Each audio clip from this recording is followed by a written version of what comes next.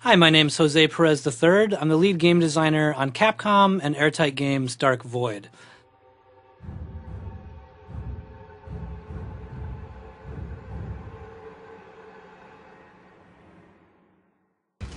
So at Airtight Games, one of the things that we've always really wanted to do is we've wanted to take a kind of ground-based combat that you find in a lot of different games, from Gears of War to Halo, and we've always wanted to combine that with aerial combat. And we want to do that in a way that's really interesting and never been done before. So we thought about a lot of different ways we could do that, and we went from the straight, like, you could jump out of your plane and parachute down to the ground stuff. And we played with that for a while, and it was pretty fun, but there was still always this weird thing where you'd be out in the middle of nowhere, you'd jump out of your plane, or your UFO as it is in this game, and you kind of land on the ground, and all of a sudden you're stuck way out in the middle of nowhere, and how do you get around? One of our designers, Pedro Perez, actually had this idea of the rocket pack. For a long time, I was thinking of the rocket pack kind of more like a lunar lander thing, if you guys have played that, where you just kind of can go up and down, or like that game that came out a long time ago, Destroy All Humans. But Pedro really gravitated towards this idea of, what if we took all of the mechanics that we had for our UFOs in that flight, and we applied it to the player. And to his credit, it became one of the defining features of our game.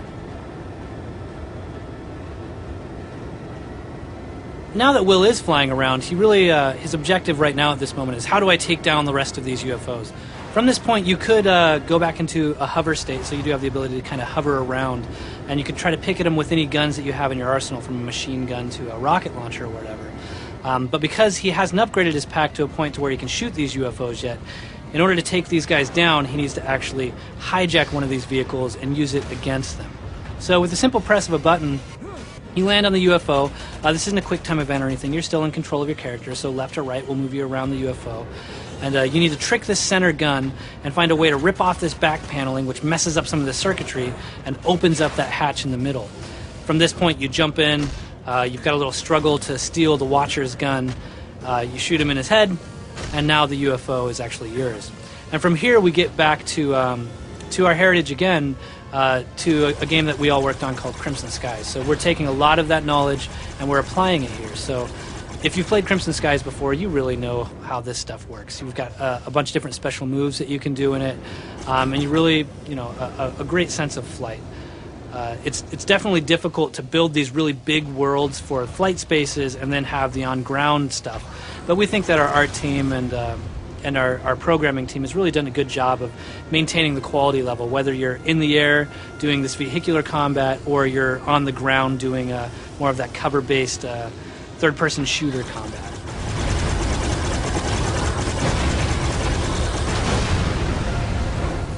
We will have a couple different vehicles that you'll get to play in over the course of the game. I don't get to show any of those to you yet. You'll have to wait a little bit. We do have some time before the game comes out, so over the next couple of months we'll be revealing more and more about vehicles and weapons and who the Watchers really are.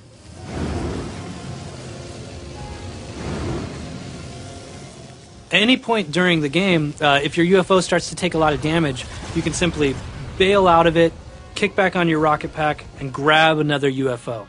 So we don't have repair stations or anything like that. You really just have to be nimble and say, do I really want to push this to the limit and see how long I can stay in this UFO? Or do I want to jump out and grab another one that's a little more fresh? So that was a quick look at some of the flight stuff that we have in Dark Void. There's going to be a lot of new information coming for you guys later, so stay tuned.